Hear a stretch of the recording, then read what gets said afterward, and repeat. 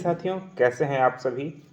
स्वागत है आप सभी का टुडे एग्जाम स्टडी के यूट्यूब प्लेटफॉर्म पे। मैं हूं आपके साथ विवेक पांडे और आज हम लोग पढ़ने वाले हैं यूपी टेट 2026 के लिए पेपर 2 में। अगर आपने एसएसटी लिया है तो आज एसएसटी के उन महत्वपूर्ण प्रश्नों को करने वाले हैं जो या तो एग्जाम में पूछे गए हैं या आगे पूछे जाने की संभावना है। साथियों, ये सभी बेहद महत्वपूर्ण प्रश्न हैं। ये प्रश्न नंबर 381 है। 380 तक प्रश्न हम लोग वीडियो नंबर 27 तक कंप्लीट कर लिए हैं। यदि आपने नहीं देखा है तो जरूर से जाके देख लीजिए। आज एक क्लास नंबर 28 है, यानी वीडियो नंबर 28 है। साथियों, प्रश्न जो कि आपके यूपी टेट एसएसटी में एक दिया गया है, टॉपिक है, वो है संगीत। तो ध्यान रखिए, संगीत भी एक टॉपिक है आपके एसएसटी में और एग्जाम में प्रश्न पूछा जाता है। 2023 में संगीत से 4 प्रश्न पूछे गए थे, 3 या 4 प्रश्न थे। 2019 में 3 प्रश्न थे। 2017 के एग्जाम में भी शायद 2 या 3 प्रश्न थे। तो मेरे भाई, पहला प्रश्न यहाँ आप देखेंगे, पंचम सवारी ताल में कितनी मात्राएं होती हैं। आपको बताना है कि पंचम सवारी ताल में कितनी मात्राएं होती हैं। 12 होती हैं, 14 होती हैं, 15 या फिर 16। मेरे भाई, अगर पंचम सवारी ताल की बात करें तो इसमें 15 मात्राएं होती हैं। विकल्प सी आपका सही है। ध्यान रखिएगा, भारतीय शास्त्रीय संगीत में पंचम सवारी ताल 15 मात्राओं की ताल होती है। इसमें 4 विभाग होते हैं, ठीक है ना। 3 4 4 4 के क्रम में होते हैं। इसमें पहली मात्रा पर सम और 12वीं मात्रा पर खाली होती है, ये भी आपको ध्यान रखना है। साथियों, अगर वहीं कुछ महत्वपूर्ण ताल की हम बात कर लें, जो महत्वपूर्ण फैक्ट है, जो एग्जाम में पूछे जाने की संभावना रहती है, तो मेरे भाई, दादरा ताल की अगर हम बात करें तो इसमें 6 मात्राएं होती हैं। नोट करिए, आप अपने नोटबुक में नोट करिए या दिमाग में बैठाइए कि दादरा ताल में 6 मात्राएं। वहीं कहरवा ताल में 8 मात्राएं। वहीं झपताल में 10 मात्राएं और एक ताल या चौताल में 12 मात्राएं होती हैं। वेरी वेरी वेरी इंपॉर्टेंट है, इसे आप नोट डाउन करिए, दिमाग के भीतर बैठा लीजिए। जहां आपको लिखना है लिख लीजिए मेरे भाई। चौताल में 12 मात्राएं होती हैं। वहीं तीन ताल की बात करें तो वहां 16 मात्राएं होती हैं। ये सभी बेहद महत्वपूर्ण प्रश्न है, एग्जाम में पूछे गए हैं और आगे भी पूछे जाने की संभावना है। मेरे भाई, हर बार क्वेश्चन रिपीट होता है। अगर आप पीवाईक्यू के साथ कुछ और महत्वपूर्ण प्रश्न कर लेंगे तो शायद आपका यूपी टेट जो पेपर 2 एसएसटी है उसमें 60 में कम से कम 55 नंबर आपके कहीं नहीं जाएंगे। मेरे भाई, मेरे पास 500 प्रश्नों की श्रृंखला है लगभग। उसके बाद हम चैप्टर वाइज चैप्टर क्लास 6 से 8 तक के यूपी बोर्ड के सभी किताबों को करने वाले हैं। तो आप इस चैनल पे बने रहिए, विश्वास करिए, आपका 60 में 55 नंबर कहीं नहीं जाएगा। मेरे भाई, ध्यान रखिए। अगले प्रश्न की तरफ बढ़ते हैं। प्रश्न है, वंदे मातरम राष्ट्रगीत के रचयिता कौन है। क्या वह शरद चंद्र चट्टोपाध्याय हैं, बंकिम चंद्र चटर्जी हैं, अमीर खुसरो हैं या फिर रविंद्रनाथ टैगोर हैं। तो मेरे भाई, इसका सही विकल्प है option number B, Bankim Chandra Chatterjee. ध्यान रखिएगा, अगर हम बात कर रहे हैं वंदे मातरम की तो यह भारत का राष्ट्रीय गीत है मेरे भाई। यह मूलतः बंकिम चंद्र चटर्जी द्वारा रचित उनके प्रसिद्ध उपन्यास जिसका नाम है आनंद मठ, जिसकी रचना 1882 में किया गया था, उससे ली गई है। इसे पहली बार मेरे भाई 1896 में, ध्यान रखेंगे, 1896 में कांग्रेस अधिवेशन में गाया गया था। ये भी आप ध्यान रखें, वंदे मातरम कब गाया गया था, तो 1896 के कांग्रेस अधिवेशन में गाया गया था। और मेरे भाई ध्यान रखिएगा, इसे राष्ट्रगीत के रूप में 24 जनवरी 1950 को मान्यता दी गई, स्वीकृति दी गई। राष्ट्रगीत के रूप में 24 जनवरी 1950 को इसे मान्यता दी गई। वंदे मातरम को गाने की जो अवधि है वो लगभग 1 मिनट 5 सेकंड, यानी लगभग 65 सेकंड का समय लगता है।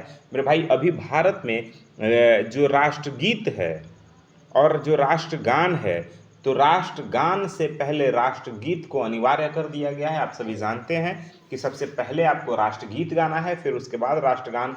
जो भी सरकारी संस्थाएं हैं, जहां भी राष्ट्रगान होता है वहां पे सबसे पहले राष्ट्रगीत होगा, फिर राष्ट्रगान होगा। और भी कुछ महत्वपूर्ण बात है, वो भी आप जानिए। वहीं अगर हम बात कर रहे हैं साथियों राष्ट्रगान की, जन गण मन, तो इसके रचयिता रविंद्रनाथ टैगोर हैं, ये भी आपको ध्यान रखना है। अगला प्रश्न आपके सामने है, ये भी संगीत से प्रश्न है। प्रश्न ये है कि राग भैरव का गायन का समय क्या होता है? राग भैरवी का गायन समय क्या है? क्या यह दोपहर में गाया जाता है? क्या यह सायंकाल में गाया जाता है? या फिर रात्रि में राग भैरवी गाया जाता है? या फिर मेरे भाई प्रातःकाल गाया जाता है? आप बताएंगे। देखिए मेरे भाई, इसका सही विकल्प ऑप्शन नंबर डी हो जाएगा। इसे प्रातःकाल में गाया जाता है। ध्यान रखेंगे, जब बात कर रहे हैं अगर हम राग भैरवी की, तो यह हिंदुस्तानी शास्त्रीय संगीत का एक प्रमुख और संधि प्रकाश राग माना जाता है। इसका गायन समय प्रातःकाल यानी सूर्योदय के समय होता है। यह भैरव ठाठ का आश्रय राग है, ये भी ध्यान रखना है। कुछ और महत्वपूर्ण बात है, आप वो भी जान लीजिए। इसमें रे और ध स्वर कोमल प्रयोग किए जाते हैं। राग यमन रात्रि के प्रहर में गाया जाता है। राग भैरवी प्रातःकाल में और राग यमन मेरे भाई रात्रि के प्रथम प्रहर में गाया जाता है। राग यमन रात्रि के किस प्रहर में? प्रथम प्रहर में गाया जाता है। वहीं राग सारंग की बात करें मेरे भाई, तो यह दोपहर के समय गाया जाने वाला राग है, ये भी आपको ध्यान रखना है। राग भैरवी के बारे में 2019 में आपके पेपर में पूछा गया था, यूपी टेट एसएसटी में, जो एसएसटी का हिस्सा है उसमें पूछा गया था। अगला प्रश्न आपके सामने है, सामान्यतः मृदा में कार्बन नाइट्रोजन का अनुपात क्या होता है? बताएंगे आप लोग। मृदा में कार्बन नाइट्रोजन का अनुपात कितना होता है? 10:1, 15:1, 20:1 या फिर 5:1? तो सही जवाब होगा विकल्प ए यानी 10:1 होता है मेरे भाई। ध्यान रखिए, कृषि योग्य या सामान्य मृदा में कार्बन नाइट्रोजन का आदर्श अनुपात लगभग 10:1 से लेकर 12:1 के बीच होता है। यह अनुपात मिट्टी की उर्वरकता और सूक्ष्म जीवों की सक्रियता के लिए बहुत महत्वपूर्ण है। ठीक है ना, ये आपको ध्यान रखना है मेरे भाई। कुछ महत्वपूर्ण फैक्ट है, आप वो भी जान लीजिए। पौधों के लिए नाइट्रोजन सबसे मुख्य पोषक तत्व है। वहीं दलहनी फसलों की जड़ों में राइजोबियम नामक जीवाणु नाइट्रोजन स्थिरीकरण करता है। ये भी ध्यान रखिएगा, जो दलहन फसलें होती हैं उसके जड़ों में राइजोबियम नामक जीवाणु होता है, जो क्या करता है? मिट्टी तक नाइट्रोजन पहुंचाता है। ठीक है ना, दलहन की फसल के जड़ों तक नाइट्रोजन पहुंचाता है। वहीं बात करें गोबर की खाद, जो FIM है, उसका अनुपात लगभग 20:1 से लेकर के 30:1 तक होता है। अगला प्रश्न आपके सामने है, विशिष्ट मृदा में मृदा वर्ग कणों के आपेक्षित अनुपात को कहते हैं, क्या कहते हैं? फिर से देखिए, विशिष्ट मृदा में मृदा वर्ग कणों के आपेक्षित अनुपात को क्या कहते हैं? क्या मृदा संरचना, मृदा कणाकार या फिर मृदा समूह या मृदा समुच्चय? क्या कहते हैं मेरे भाई, बताइए। तो ध्यान रखिए, उसे मृदा कणाकार कहते हैं मेरे भाई। ठीक है ना। मिट्टी में पाए जाने वाले विभिन्न आकार के कणों जैसे बालू, सिल्ट, क्ले के प्रतिशत या आपेक्षिक अनुपात को मृदा कणाकार कहते हैं। यह मिट्टी की भौतिक विशेषता है जिसे आसानी से बदला नहीं जा सकता। साथियों, आपको और भी महत्वपूर्ण बातें हैं वो भी ध्यान रखना है कि कणों के आकार के आधार पर मृदा को मुख्य रूप से रेतीली, दोमट और चिकनी मिट्टी में बांटा जाता है। ठीक है ना। कणों के आधार पर मृदा को मुख्यतः 3 भागों में बांटा गया है, रेतीली मिट्टी, दोमट मिट्टी, चिकनी मिट्टी। मेरे भाई, पौधों के वृद्धि के लिए सबसे अच्छी जो मिट्टी होती है वो दोमट मिट्टी होती है। ध्यान रखिएगा, कौन सी मिट्टी? दोमट मिट्टी। वहीं अगर बात करें मृदा के कणों के सजावट के ढंग को मृदा संरचना कहते हैं, ये भी आपको ध्यान रखना है। अगला प्रश्न आपके सामने है। प्रश्न यह है, सिलाई मशीन कब भारी चलती है? बेल्ट बहुत ढीला होने पर, प्रेशर फुट में ज़्यादा दबाव होने पर, शटल में धागा अटक जाने पर या तेल की कमी तथा सफाई नहीं करने पर? तो मेरे भाई सही विकल्प ऑप्शन नंबर डी है। यदि आपने कभी इस्तेमाल किया है तो आपको, जो भी घरेलू महिलाएं हैं या लड़कियां हैं जो भी इस तरह का काम सीखी हैं या की हैं, मशीन पे कभी उन्होंने चलाया है मशीन को, तो उन्हें जानकारी होगा। मेरे भाई विकल्प डी सही है आपका। ध्यान रखेंगे। देखिए, सिलाई मशीन के पुर्जे धातु के बने होते हैं। होता क्या है, यदि नियमित रूप से सफाई और तेल न दिया जाए तो पुर्जों के बीच घर्षण बढ़ जाता है और धूल मिट्टी जम जाती है, जिससे मशीन भारी चलने लगता है। साथियों, सिलाई मशीन में धागा टूटने का मुख्य कारण सुई का उल्टा लगा होना या धागे का बहुत अधिक खिंचाव होना होता है। वहीं मशीन की सुई का नंबर कपड़े की मोटाई के अनुसार चुना जाता है। ठीक है ना। तो ये भी कुछ महत्वपूर्ण बात है, ध्यान रखिएगा, एग्जाम में पूछा गया है 2019 में। ठीक है ना। अगला प्रश्न आपके सामने है, वृद्धावस्था में कैल्शियम की कमी से कौन सा रोग हो जाता है? आप बताएंगे।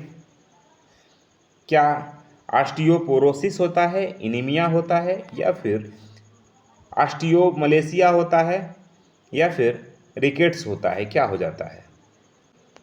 तो ध्यान रखिए, इसका सही विकल्प ऑप्शन नंबर ए हो जाएगा, यानी ऑस्टियोपोरोसिस हो जाता है। ठीक है ना। देखिए मेरे भाई, वृद्धावस्था में शरीर में कैल्शियम का अवशोषण कम हो जाता है, जिससे हड्डियां कमजोर और भुरभुरी होकर आसानी से टूटने लगती है। इस स्थिति में ऑस्टियोपोरोसिस कहते हैं। बच्चों में कैल्शियम और विटामिन डी की कमी से रिकेट्स हो जाता है, आपको ध्यान रखना है। कैल्शियम के साथ हड्डियों के लिए विटामिन डी अनिवार्य है। एनीमिया, जो कि रक्त अल्पता है, शरीर में लोहे यानी आयरन की कमी से होता है। ठीक है ना। वयस्कों में विटामिन डी की कमी से होने वाले रोग को ऑस्टियोमलेशिया कहते हैं, ये भी ध्यान रखना है। अगला प्रश्न है, हीमोग्लोबिन में प्रोटीन नामक तत्व तो कौन सा है? क्या हीमोग्लोबिन है, ग्लोबिन है, लिपोप्रोटीन है, या फिर हीम है? इसका सही विकल्प ऑप्शन नंबर बी हो जाएगा, ग्लोबिन हो जाएगा, विकल्प सही है। ध्यान रखिएगा, हेमोग्लोबिन दो शब्दों से बना है, हीम हीम जो कि एक लौह युक्त रंजक है, और ग्लोबिन जो एक प्रकार का प्रोटीन है। यह रक्त में ऑक्सीजन के परिवहन का कार्य करता है मेरे भाई। हीमोग्लोबिन के कारण रक्त का रंग लाल होता है। एक स्वस्थ मनुष्य में हेमोग्लोबिन की मात्रा लगभग 12 से लेकर के 16 होनी चाहिए। हीमोग्लोबिन की कमी से थकान और कमजोरी महसूस होता है, ये आपको ध्यान रखना है। अगला प्रश्न है, आजकल यूरोप और भारत में किस जर्मन शिक्षा शास्त्री की पाठ्य योजना पद्धति प्रचलित है? आजकल यूरोप और भारत में किस जर्मन शिक्षा शास्त्री की पाठ्य योजना बहुत अधिक प्रचलित है? तो ध्यान रखिएगा, यूरोप और भारत में जिस जर्मन शिक्षा शास्त्री की पाठ्य योजना प्रचलित है साथियों, वह है हार्वर्ड। विकल्प सी सही है। ध्यान रखिए, अगर हम बात करें हार्वर्ड की, तो मेरे भाई प्रसिद्ध जर्मन शिक्षा शास्त्री जॉन फ्रेडरिक हार्वर्ड हैं। ठीक है ना। जॉन फ्रेडरिक हार्वर्ड की पंचपदीय प्रणाली आज भी औपचारिक शिक्षा में पाठ्य योजना तैयार करने का आधार है। इसमें स्पष्टता, संबंध, व्यवस्था, विधि और प्रयोग शामिल है। मेरे भाई कुछ महत्वपूर्ण फैक्ट है, आप वो भी जान लीजिए जो एग्जाम में पूछे जाते हैं।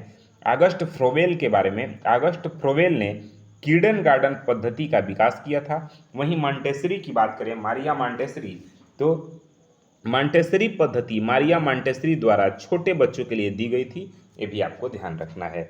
अगला प्रश्न है योजना विधि से संबंधित, यानी प्रोजेक्ट मेथड से संबंधित। मेरे भाई आपको बताना है, योजना विधि आधारित है, किस पे आधारित है? सुनने पर, देखने पर, इनमें से कोई नहीं, या फिर करके सीखने पे? तो मेरे भाई आपको समझ आ गया होगा कि सही विकल्प ऑप्शन नंबर डी हो जाएगा, यानी करके सीखने पर, यानी लर्निंग बाय डूइंग। योजना पद्धति इसी पर आधारित है मेरे भाई। योजना विधि या प्रोजेक्ट मेथड प्रयोजनवाद पर आधारित है। ठीक है ना। प्रयोजनवाद इसका मुख्य सिद्धांत है, करके सीखना यानी लर्निंग बाय डूइंग, और जीवन से सीखना, इसमें छात्र स्वयं सक्रिय रहते हैं, किसी समस्या का समाधान खुद छात्र करते हैं, जिसे खोजी के विधि भी कहते हैं, या खोजी छात्र खोजी जिसमें हो। ठीक है ना। प्रोजेक्ट विधि के प्रतिपादक विलियम हेनरी किलपैट्रिक हैं, जिसे जॉन डीवी के शिष्य जो हैं। ध्यान रखिएगा साथियों, पूछा जाता है प्रोजेक्ट विधि के प्रतिपादक कौन है, तो विलियम हेनरी किलपैट्रिक हैं, जो जॉन डीवी के शिष्य थे। यह विधि बाल केंद्रित शिक्षा को बढ़ावा देती है, ये भी ध्यान रखेंगे। अगला प्रश्न है, संपोषणीय विकास के संकल्पना की व्याख्या सर्वप्रथम किसमें की गई है? विश्व विकास रिपोर्ट में, ब्रुटलैंड कमीशन रिपोर्ट में, प्रथम पृथ्वी सम्मेलन रिपोर्ट में, या मानव विकास रिपोर्ट में? ध्यान रखिए, इसका विकल्प बी सही हो जाएगा, यानी ब्रुटलैंड कमीशन रिपोर्ट में। मेरे भाई ध्यान रखेंगे आप लोग, सतत विकास या संपोषणीय विकास की सबसे पहली और सटीक परिभाषा 1987 की ब्रुटलैंड रिपोर्ट में दी गई थी। इसका अर्थ है संसाधनों का इस तरह उपयोग करना कि वर्तमान की ज़रूरतें पूरी हो और आने वाली पीढ़ी के लिए संसाधन बचे रहें। मेरे भाई प्रथम पृथ्वी सम्मेलन रियो समिट 1992 में ब्राजील के रियो डी जेनेरियो में हुआ था। ये भी आपको ध्यान रखना है। प्रथम पृथ्वी सम्मेलन जिसे रियो समिट कहते हैं, यह कहाँ हुआ था और कब हुआ था? तो 1992 में ब्राजील के रियो डी जेनेरियो में हुआ था, ये आपको ध्यान रखना है। आगे अगर हम बात करें कुछ महत्वपूर्ण फैक्ट की, तो एजेंडा 21 का संबंध भी सतत विकास से ही है। संयुक्त राष्ट्र ने 2030 तक के लिए 17 सतत विकास लक्ष्य यानी सस्टेनेबल डेवलपमेंट गोल निर्धारित किए हैं, ये आपको ध्यान रखना है। अगला प्रश्न आपके सामने है, क्वेश्चन नंबर 392 1992 सॉरी 392 निम्न में से किसे भारत का राष्ट्रीय जलीय जीव कहा जाता है? क्या वह मगर है, डॉल्फिन, गैंगेटिका है, कछुआ है या फिर घड़ियाल है? तो मेरे भाई ध्यान रखिएगा, ये सही विकल्प ऑप्शन नंबर बी हो जाएगा। डॉल्फिन जो है उसे भारत का राष्ट्रीय जलीय जीव कहा जाता है मेरे भाई। गंगा नदी में पाई जाने वाली डॉल्फिन को 5 अक्टूबर 2009 को भारत का राष्ट्रीय जलीय जीव घोषित किया गया था। यह केवल शुद्ध और ताजे पानी में जीवित रह सकती है, ये आपको ध्यान रखना है। अच्छा, कुछ महत्वपूर्ण फैक्ट है, आप वो भी जान लीजिए। इसे स्थानीय भाषा में सोंस के नाम से भी जाना जाता है। साथियों, यह जीव आंखों से देख नहीं सकता, यह अल्ट्रासोनिक ध्वनियों के माध्यम से रास्ता खोजता है। साथियों, बिहार के भागलपुर में विक्रमशिला गांगेय डॉल्फिन अभयारण्य स्थित है, ये भी आपको ध्यान रखना है, ठीक है ना। अगला प्रश्न आपके सामने है, किस वर्ष वन संरक्षण अधिनियम पारित किया गया था? क्या वह 1986 था, 1990 था, 1980 था या 1988 था? देखिए मेरे भाई, इसका सही विकल्प ऑप्शन नंबर सी हो जाएगा। 1980 में वन संरक्षण अधिनियम पारित किया गया था। अगर हम बात कर रहे हैं वन संरक्षण अधिनियम की, तो साथियों भारत में वनों की कटाई को रोकने के लिए और पर्यावरण में संतुलन बनाए रखने के लिए 25 अक्टूबर 1980 को वन संरक्षण अधिनियम लागू किया गया था। इसका मुख्य उद्देश्य था वनों के गैर वानिकी उपयोग जैसे खेती या उद्योग के लिए वनों की कटाई पर नियंत्रण रखना। साथियों, पर्यावरण संरक्षण अधिनियम 1986 में पारित हुआ, ये भी ध्यान रखना है, और वन्य जीव संरक्षण अधिनियम 1972 में पारित हुआ था। साथियों, राष्ट्रीय वन नीति 1988 के अनुसार भारत के कुल क्षेत्रफल के, ठीक है ना, उसके अनुसार कुल क्षेत्रफल के 33% भाग पर वन होने चाहिए, ये बात कहा गया है, ठीक है ना। राष्ट्रीय वन नीति जो 1988 में आया, उसके अनुसार कुल क्षेत्रफल के 33% भाग पर वन होना चाहिए, ठीक है ना। चलिए आगे बढ़ते हैं अगले प्रश्न की तरफ। तो मेरे भाई, निम्नलिखित में से कौन सी हरित गृह प्रभाव गैस नहीं है? ठीक है ना, ग्रीन हाउसेस इफेक्ट वाली गैस नहीं है। इनमें से क्या वह कार्बन डाइऑक्साइड है, ओजोन है, मीथेन है या फिर नाइट्रोजन है? बताइए, हरित गृह प्रभाव गैस कौन सी नहीं है, यानी ग्रीन हाउस गैस कौन सी नहीं है? तो मेरे भाई विकल्प डी सही हो जाएगा। नाइट्रोजन जो है वो ग्रीन हाउस गैस नहीं है। हरित गृह गैसें वे होती हैं जो पृथ्वी से निकलने वाले विकिरण को सोख कर वायुमंडल को गर्म रखती है, जैसे नाइट्रोजन, ठीक है ना। वायुमंडल में सबसे अधिक मात्रा में यानी 78% मात्रा में नाइट्रोजन है, लेकिन यह ग्रीन हाउस गैस नहीं है। कार्बन डाइऑक्साइड, मीथेन, ओजोन और जलवाष्प प्रमुख रूप से ये ग्रीन हाउस गैसों की श्रेणी में आता है, ये ग्रीन हाउस गैस है, ठीक है। वेरी वेरी इंपॉर्टेंट है, एग्जाम में पूछा जाता है। सबसे प्रमुख ग्रीन हाउस गैस जो है वो जलवाष्प है, ठीक है ना मेरे भाई। उसके बाद CO2 है, यानी कार्बन डाइऑक्साइड। अच्छा, CO2 यानी जो कार्बन डाइऑक्साइड है वो जलवाष्प के बाद दूसरा स्थान आता है। धान के खेतों और जुगाली करने वाले पशुओं से मीथेन गैस निकलती है।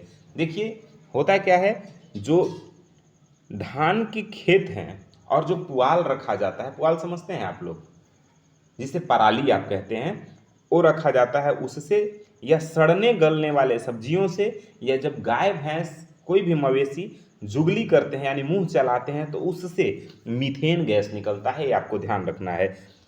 क्योटो प्रोटोकॉल जो 1997 में हुआ, ग्रीन हाउस गैस के उत्सर्जन को कम करने से संबंधित है, ठीक है, ये आपको ध्यान रखना है। अगला प्रश्न है, निम्नलिखित में से कौन सी मृदा संरक्षण की विधि नहीं है?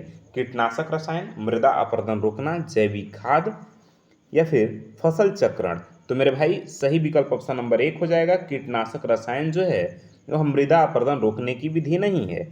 देखिए, मृदा संरक्षण का अर्थ है मिट्टी की उर्वरकता और उसकी ऊपरी परत को बहने से बचाना। जैविक खाद, फसल चक्र और अपरदन रोकना संरक्षण की विधियां हैं।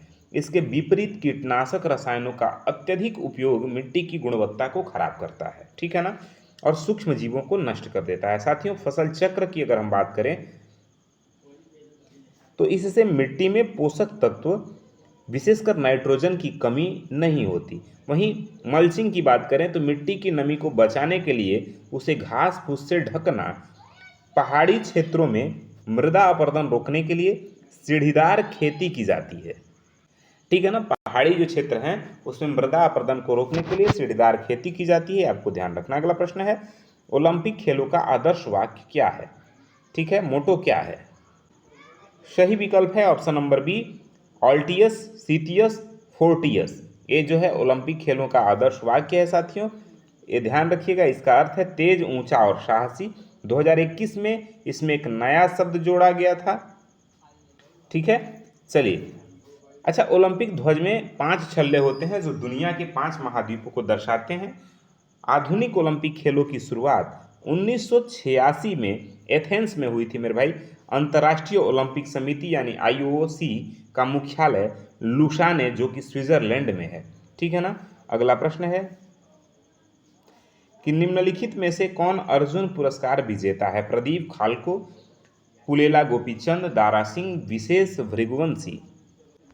तो इसका सही विकल्प हो जाएगा ऑप्शन नंबर बी। साथियों, ये 2019 के पेपर पे आधारित है, तो आप इस पे बहुत ज़्यादा, इस वाले प्रश्न पे बहुत ज़्यादा ध्यान मत दीजिएगा, ठीक है। आगे बढ़ते हैं साथियों। अगर हम बात करें, फुलेला गोपीचंद भारत के प्रसिद्ध बैडमिंटन खिलाड़ी हैं और कोच हैं। उन्हें 1999 में अर्जुन पुरस्कार से सम्मानित किया गया था। वह राजीव गांधी खेल रत्न और द्रोणाचार्य पुरस्कार भी जीत चुके हैं, ये भी ध्यान रखिएगा। अर्जुन पुरस्कार की शुरुआत साथियों 1961 में हुई थी। खेल क्षेत्र का सबसे बड़ा जो पुरस्कार है वो है मेजर ध्यानचंद खेल रत्न पुरस्कार। पहले इसे राजीव गांधी खेल रत्न के नाम से जाना जाता है। जो प्रशिक्षकों को यानी कोच को दिए जाने वाला जो सर्वोच्च सम्मान है वो है द्रोणाचार्य पुरस्कार, ठीक है। अगला प्रश्न है, मनोरंजन कितने प्रकार के होते हैं। ध्यान रखिएगा साथियों, अगर बात करें मनोरंजन कितने प्रकार के होते हैं तो विकल्प डी सही है। मनोरंजन 4 प्रकार के होते हैं, ठीक है ना। मनोरंजन को 4 मुख्य श्रेणियों में बांटा गया है। सबसे पहला जो है वो है सक्रिय मनोरंजन, ठीक है, जिसे खेलना कहा जाता है। दूसरा है निष्क्रिय मनोरंजन, जैसे टीवी देखना। उसके बाद है व्यक्तिगत मनोरंजन, पढ़ना, लिखना, उपन्यास वगैरह, कहानी, ये सब पढ़ना। उसके बाद है सामूहिक मनोरंजन, यानी त्यौहार और उत्सव। तो मनोरंजन को 4 कैटेगरी में रखा गया है। मनोरंजन मानसिक थकान को दूर करने और कार्य क्षमता बढ़ाने में सहायक होते हैं, आपको ध्यान रखना है। लोक नृत्य और लोक संगीत ग्रामीण मनोरंजन के लिए मुख्य साधन है। अगला प्रश्न है साथियों, निम्नलिखित में से कौन सा आसन घुटनों की शक्ति के लिए अच्छा होता है। यह योग से संबंधित प्रश्न है, आपका योग भी एक टॉपिक है, ध्यान रखिएगा। तो घुटनों की मजबूती से संबंधित जो योग है उसका नाम है वज्रासन। विकल्प बिल्कुल ठीक है, ध्यान रखिएगा। एकमात्र ऐसा आसन है जो भोजन के तुरंत बाद भी किया जा सकता है और यह पैरों की मांसपेशियों को मजबूत करता है और घुटनों और टखनों के लचीलेपन को बढ़ाता है। इससे पाचन क्रिया भी बेहतर होती है साथियों। वहीं अगर हम बात करें ताड़ासन की तो लंबाई बढ़ाने और शरीर का संतुलन सुधारने के लिए इसका उपयोग होता है। वहीं चक्रासन की बात करें तो रीढ़ के हड्डी के लचीलेपन और फेफड़ों की क्षमता के लिए यह अच्छा है साथियों। अंतर्राष्ट्रीय योग दिवस हर साल 21 जून को मनाया जाता है, भी ध्यान रखना है। अंतर्राष्ट्रीय योग दिवस भारत की देन है और 21 जून को यह मनाया जाता है। अगला प्रश्न आपके सामने है, अरहर की संकर किस्म यानी हाइब्रिड किस्म कौन सी है। हाइब्रिड वैरायटी बताना है आपको, किसकी, अरहर की हाइब्रिड वैरायटी बताना है कौन सी है। तो सही विकल्प ऑप्शन नंबर बी हो जाएगा, यानी ICPH8 हाइब्रिड है अरहर की, ठीक है ना। ICPH8 दुनिया की पहली व्यावसायिक अरहर हाइब्रिड किस्म है। इसे ICRISAT यानी हैदराबाद द्वारा विकसित किया गया था। ठीक है, आगे बढ़ते हैं। अरहर को लाल चना या तूर के नाम से भी जाना जाता है। अरहर को लाल चना या तूर कहते हैं। भारत दुनिया में अरहर का सबसे बड़ा उत्पादक और उपभोक्ता दोनों है। बहार अरहर की एक ऐसी किस्म है जो बाझपन मोज़ेक रोग के प्रति प्रतिरोधी है। ठीक है ना। अगला प्रश्न है, निम्न में से किस राज्य को सोयाबीन राज्य कहा जाता है? राजस्थान, मध्य प्रदेश, आंध्र प्रदेश या फिर महाराष्ट्र? तो मेरे भाई सही विकल्प है option number B, Madhya Pradesh को कहा जाता है। ठीक है ना। अच्छा, ध्यान रखिएगा, जो सोयाबीन है वो प्रमुख तिलहन और दलहन फसल है। ठीक है ना। सोयाबीन में प्रोटीन की मात्रा सबसे अधिक होती है, लगभग 40 से 42%। साथियों, सोयाबीन का वानस्पतिक नाम जो है वो है ग्लाइसिन मैक्स। ठीक है, ग्लाइसिन मैक्स नाम है इसका। विश्व में सोयाबीन का सबसे बड़ा उत्पादक देश ब्राजील है, ठीक, और अमेरिका है। अगला प्रश्न है, ग्रीन हाउस में सब्जियों को उगाने की विधि को कहते हैं, क्या कहते हैं? तो इसको साथियों वेजिटेबल फोर्सिंग कहते हैं। विकल्प ए बिल्कुल ठीक है। ध्यान रखिए, जब सब्जियों को उनके सामान्य मौसम के बाहर नियंत्रित वातावरण जैसे ग्रीन हाउस या पॉली हाउस में उगाया जाता है तो उसे वेजिटेबल फोर्सिंग कहते हैं। इसमें कृत्रिम रूप से तापमान, आर्द्रता और प्रकाश को नियंत्रित किया जाता है। साथियों, वहीं ट्रक गार्डनिंग दूर स्थित बाजारों के लिए बड़े पैमाने पर सब्जी उगाने को ट्रक गार्डनिंग कहते हैं। वहीं किचन गार्डनिंग घर के ज़रूरतों के लिए घर के पीछे खाली जगह पर सब्जी उगाना कहलाता है। फ्लोटिंग गार्डनिंग कश्मीर के डल झील में पानी पर तैरते हुए बगीचों में सब्जी उगाना कहलाता है। साथियों, वहीं मृदाओं के कण घनत्व का औसत मूल्य होता है, कितना होता है बताइए? आपके सामने 4 विकल्प है, सही विकल्प कौन सा होगा? ए बी सी डी में कौन सा विकल्प सही होगा? तो मेरे भाई विकल्प ए बिल्कुल ठीक होगा, ध्यान रखिएगा। देखिए, अधिकांश खनिज मृदाओं का औसत कण घनत्व 2.65 ग्राम प्रति घन सेंटीमीटर होता है। कण घनत्व केवल मिट्टी के ठोस कणों का वजन और उनके आयतन का अनुपात होता है। इसमें वायु के रिक्त स्थान को शामिल नहीं किया जाता। महत्वपूर्ण फैक्ट है, वो आप पढ़ लीजिए। अगले प्रश्न की तरफ बढ़ते हैं। निम्नलिखित में से बाग लगाने की कौन सी विधि पहाड़ी क्षेत्रों में अपनाई जाती है? एकांतर, समोच्च, वर्गाकार या फिर षड्भुजाकार? तो सही विकल्प है ऑप्शन नंबर बी, समोच्च विधि जो है वो आपके बाग लगाने के लिए पहाड़ी क्षेत्रों में प्रयोग की जाती है। पहाड़ी ढलानों पर मिट्टी के कटाव को रोकने और पानी के सही उपयोग के लिए समोच्च विधि अपनाई जाती है। इसमें एक ही ऊंचाई वाले बिंदुओं को मिलाकर पंक्तियां बनाई जाती हैं। साथियों, वर्गाकार विधि यह सबसे सरल और प्रचलित विधि है जहां पौधों के बीच की दूरी हर तरफ से समान होती है। वहीं षड्भुजाकार विधि, इसमें वर्गाकार विधि की तुलना में 15% अधिक पौधे लगाए जा सकते हैं। ठीक है, अगला प्रश्न है, संतुलित आहार में सुरक्षात्मक पोषक तत्व हैं, कौन से हैं? वसा, प्रोटीन, विटामिन व खनिज लवण, कार्बोस? तो सही विकल्प ऑप्शन नंबर सी हो जाएगा, विटामिन और खनिज लवण। ध्यान रखिएगा, प्रोटीन इससे शरीर निर्माता तत्व कहा जाता है। जो प्रोटीन है उसे शरीर निर्माता तत्व कहा जाता है क्योंकि यह ऊतकों की मरम्मत करता है। साथियों, विटामिन 2 प्रकार के होते हैं, एक जल में घुलनशील, तो जल में घुलनशील जो विटामिन होते हैं वो है विटामिन बी और सी, और जो वसा में घुलनशील विटामिन होते हैं वो है ए, डी, ई, के। ठीक है ना। Vitamin A, vitamin D, vitamin E, vitamin के, ये वसा में घुलनशील होते हैं, और जल में घुलनशील विटामिन बी और विटामिन सी होते हैं। अगला प्रश्न है, निम्नलिखित विधियों में से भोजन पकाने की सर्वोत्तम विधि क्या है? भूनना, तलना, सेकना और उबालना? तो मेरे भाई ध्यान रखिएगा, जो भोजन पकाने की सर्वोत्तम विधि है जो हमारे स्वास्थ्य और शरीर के लिए सबसे अच्छा होता है वह है विकल्प डी, उबालना। ठीक है ना। स्टीमिंग करना, भाप में पकाना भोजन पकाने की सर्वोत्तम विधि है जो सुपाच्य होता है। साथियों, तलने से भोजन के विटामिन नष्ट हो जाते हैं और कैलोरी बहुत बढ़ जाता है। प्रेशर कुकर में खाना जल्दी पकता है क्योंकि बढ़े हुए दबाव के कारण जल क्वथनांक बढ़ जाता है। ठीक है, ये बात आपको ध्यान रखना है। अगला प्रश्न है, ट्रिप्सिन एंजाइम किस क्रिया में सहायक होता है? कार्बोहाइड्रेट के पाचन में, वसा के पाचन में, न्यूक्लिक अम्ल के पाचन में और प्रोटीन के पाचन में? तो इसका सही विकल्प ऑप्शन नंबर डी हो जाएगा। प्रोटीन के पाचन में मेरे भाई ध्यान रखेंगे आप लोग। ट्रिप्सिन एक पाचक एंजाइम है जो अग्नाशय द्वारा स्रावित होता है। यह छोटी आंत में प्रोटीन को पेप्टाइड्स और अमीनो एसिड में तोड़ने का कार्य करता है। साथियों, अमाशय में पेप्सिन एंजाइम भी प्रोटीन का पाचन करता है। वहीं इमाइलेज कार्बोहाइड्रेट को पचाता है और लाइपेज वसा को, ठीक है ना। मानव शरीर की सबसे बड़ी जो ग्रंथि है साथियों वह है यकृत यानी लीवर है, ठीक है। अगला प्रश्न है, चेचक के विषाणु का नाम बताइए, कौन सा है। 4 विकल्प आपके सामने है, सही विकल्प का चयन करिए। देखिए मेरे भाई सही विकल्प हो जाएगा विकल्प डी, वेरियोला वायरस, ठीक है ना। ध्यान रखेंगे, चेचक के विषाणु का नाम है वो है वेरियोला वायरस। चेचक एक अत्यंत संक्रामक और घातक बीमारी है, वेरियोला वायरस के कारण होती है, जिसमें होता क्या है मेरे भाई कि शरीर पर लाल दाने और तेज बुखार होता है। विश्व स्वास्थ्य संगठन यानी WHO, वर्ल्ड हेल्थ ऑर्गेनाइजेशन ने 1980 में इसे दुनिया से पूरी तरह खत्म घोषित कर दिया था, ये भी ध्यान रखिएगा। कुछ महत्वपूर्ण फैक्ट है, आप वो भी जान लीजिए। बोरिसेला जोस्टर यह छोटी माता या वायरस है जो चेचक से अलग है। वहीं एडवर्ड जेनर उन्होंने 1796 में चेचक के टीके यानी वैक्सीन की खोज की थी, जो दुनिया का पहला टीका था, पहली वैक्सीन थी, ठीक है। तो ये ध्यान रखिएगा, ये है आज के आपके वो महत्वपूर्ण प्रश्न जिन्हें एग्जाम में पूछे जाने की संभावना है। साथियों, ये वीडियो आपको कैसा लगा, मेरा प्रयास आपको कैसा लगा, अपना फीडबैक हमें ज़रूर दीजिएगा, कमेंट करके ज़रूर बताइए। बाकी चैनल पर नए हैं तो सब्सक्राइब करिए, वीडियो पसंद आए लाइक शेयर करिए, अपने दोस्तों मित्रों के साथ भी इसे साझा करिए, शेयर करिए। मिलते हैं अगले क्लास में, तब तक के लिए जय हिंद।